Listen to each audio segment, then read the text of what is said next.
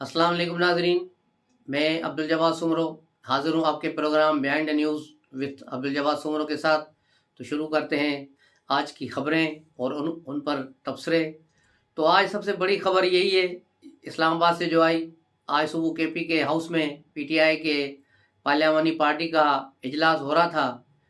वहाँ पर इस बात पे बहस चल रही थी कि किसको अपोजिशन लीडर बनाया जाए और किसको पब्लिक अकाउंट्स कमेटी का चेयरमैन बनना है, किसको किसी चेयरमैन कमेटी का चेयरमैन बनना है। तो इस पर इनकी आपस में बहस बहस हो रही थी और यही सब अपने आप को बता रहे थे कि अब पीटीआई की हमने ये खिदमतें की, हमने वो की हैं। कि अचानक फवाद चौधरी आ गए अंदर और उन्होंने कहा कि अब ज़्यादा मीटिंग की ज़रूरत नहीं है, स्पीकर ने हम पर बम गिरा दिया है, मज़ीद 35 अरकान को घर भेज दिया है। तो यूं पीटीआई के 2 दिनों में 70 अफराद को कौमी असेंबली से बाहर निकाल दिया है। इस तरह देखा जाए कि ये एक किसी की साजिश थी कि पीटीआई वालों को दोबारा तैयार करके असेंबली में लाएं और वहाँ भी खप मचाएं, जिस तरह पीटीआई ने पंजाब में और केपी में गंद किया और वहाँ की असेंबलियाँ तोड़कर अदम इस्तेहकाम पैदा करने की कोशिश की। इसी तरह से कौमी असेंबली में भी कोई ड्रामा किया जाए, लेकिन ड्रामा करने से पहले ही उनकी जो है हवा निकाल दी गई। अब 70 अरकान और निकल गए और मज़ीद भी सुनाए अरकान को निकालेंगे और यूं पीटीआई का कौमी असेंबली से भी सफाया हो गया। इस चीज़ ने सदर को भी परेशान कर दिया होगा, क्योंकि सदर इस बात की तैयारियां कर रहे थे कि वज़ीर आज़म को एतमाद के लिए वोट के लिए कहेंगे। लेकिन अब जब 70 अरकान मज़ीद कम हो गए तो अब सदर को वज़ीर आज़म को एतमाद का वोट लेने के लिए 100 अफराद की भी ज़रूरत नहीं पड़ेगी। लेकिन अगर 100 अफराद ही पड़े तो सिर्फ मुस्लिम लीग नून और पीपल्स पार्टी तनहा ये तादाद पूरी कर लेंगे।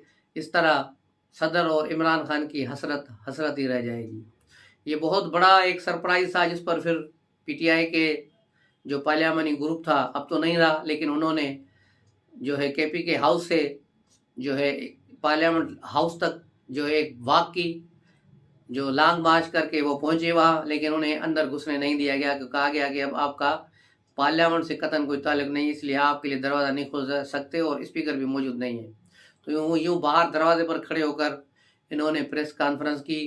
इसको देख के लगता है कि बदलता है रंग आसमां कैसे कैसे। ये असद कैसर जो स्पीकर था, स्पीकर का सारा इसकी कौमी असेंबली का कस्टोडियन था, लेकिन अब उसको लिए कोई दरवाज़ा खोलने के लिए तैयार नहीं है।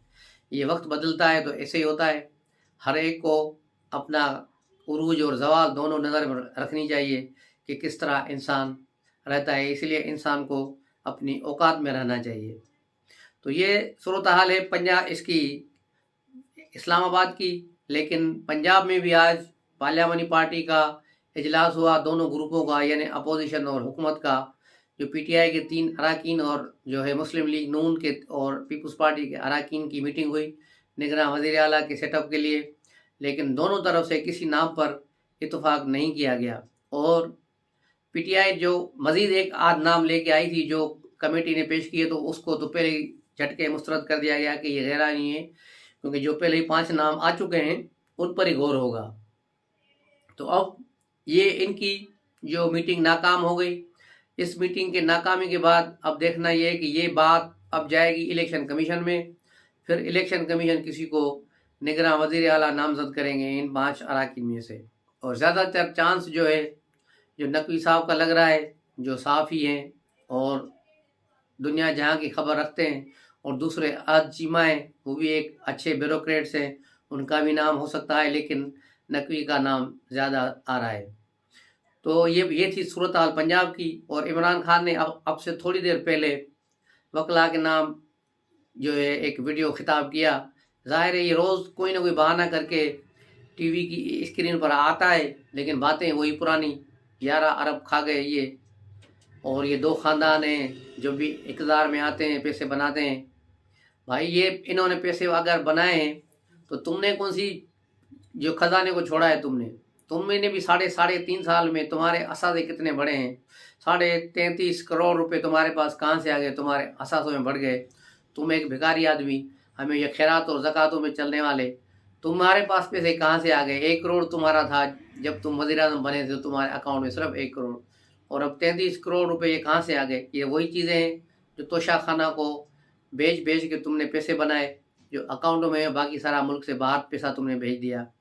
और ये गोगी गैंग की कार्रवाइयाँ और जिम्मी की कार्रवाइयाँ, उसकी सबकी जो है मिली भगत जिसने तुम्हें खरबपति बना दिया, और ये क्रिमिनल प्रेटेक्स है जो सेशन कोर्ट इस्लामाबाद में ये केस चल रहा है। देखना होगा कि उस केस में क्या होता है। केस की फाइनल पनिशमेंट तो यही है कि नाअहल पक्की नाअहली हो जाएगी, उसके अलावा 3 साल की सज़ा भी उसमें है शामिल है। उसके अलावा कल भी एक जो टेरियान वाइट का केस था वो इस्लामाबाद हाई कोर्ट में चल रहा था। वहाँ एक और दस्तावेज़ जो है वकील ने पेश कर दी, जिसमें जमामा खान ने अमेरिकी अदालत को अथॉरिटी लेटर दिया है कि वो इस लड़की की जो गार्जियनशिप लेने के लिए तैयार है। वो उसकी ये 2004 का मैटर है, 2004 का उसका एफिडेविट दिया हुआ है। इमरान खान का एफिडेविट भी आ गया है और इसका भी आ गया है। अब उस वक्त ये मियाँ बीवी थे, अगर इनका उस लड़की से कोई ताल्लुक नहीं तो फिर उसका अथॉरिटी और गार्जियन की उसको उसकी खाला को क्यों ये दे रहे हैं, उस पर इनको एनओसी दे रहे हैं क्यों? ये कौन होते हैं एनओसी देने वाले? ये उसके माँ बाप थे, इसलिए इनसे यूएसए की अदालत ने एनओसी मांगा था, लेकिन इमरान खान इसको नहीं मान रहे। लेकिन ये जो दस्तावेज़ात आ गए हैं, इसने इमरान खान के जो है मुस्तकबिल को किली ठोक दी है।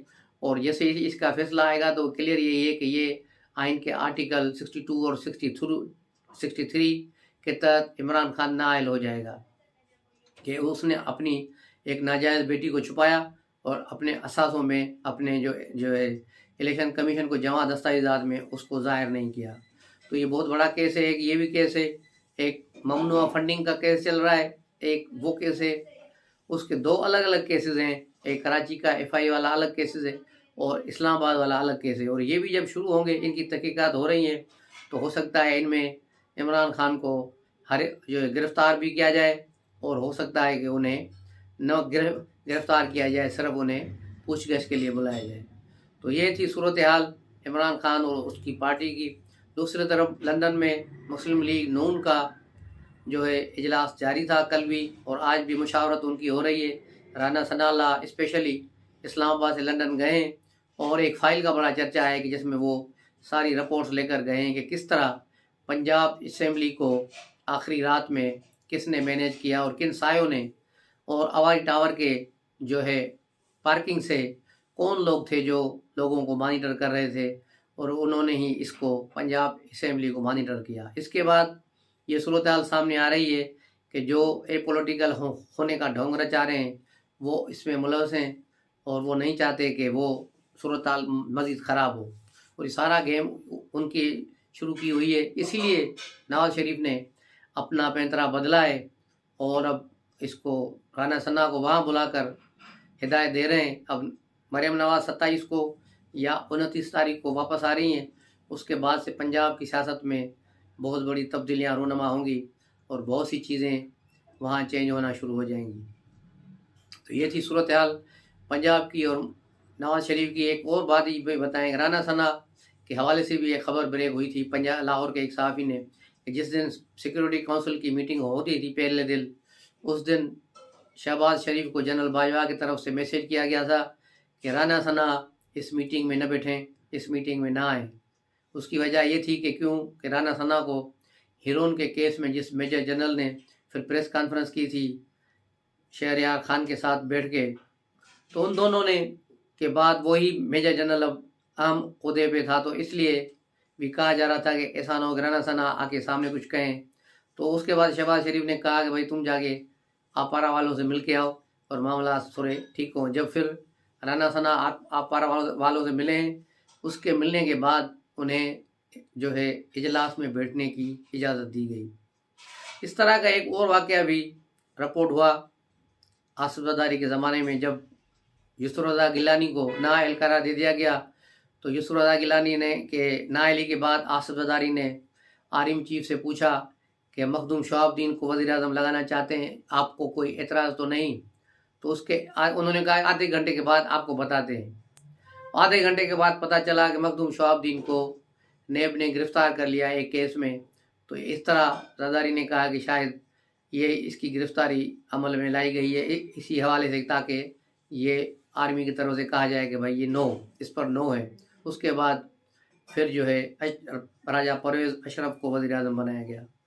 तो ये थी सूरत हाल इशारों की, इदारों की, और इस वक्त भी सूरत हाल यही चल रही है कि हुकूमत ने एक अटॉर्नी जनरल को अनाउंस किया है, लेकिन अभी तक वो अपना ओहदा नहीं संभाल पा रहे, क्योंकि वहाँ से इसको एनओसी नहीं मिल रहा। इसके लिए अभी तक जो है अटॉर्नी जनरल का ओहदा नहीं संभाला। ये सूरत हाल बड़ी संगीन है इस मुल्क में कि इदारों को काम करने नहीं दिया जा रहा।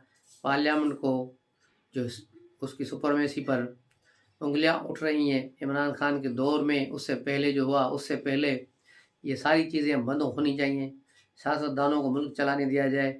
ये जो मुल्क में डिफ़ाल्ट और दूसरी चीज़ें चल रही हैं ये सारी ख़त्म हो जाएंगी अगर पाकिस्तान को चलाने दिया गया। अगर फिर यही दरमियान में उंगलियां डाली गई तो माजी की तरह, माजी से इन्होंने कोई सबक नहीं सीखा, जिसका नतीजा बहुत ही फिर ख़राब निकलेगा, पाकिस्तान के लिए भयानक निकलेगा।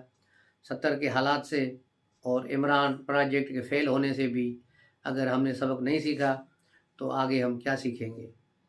मिलते हैं अगले व्लॉग में, तब तक के लिए इजाज़त। अस्सलाम वालेकुम।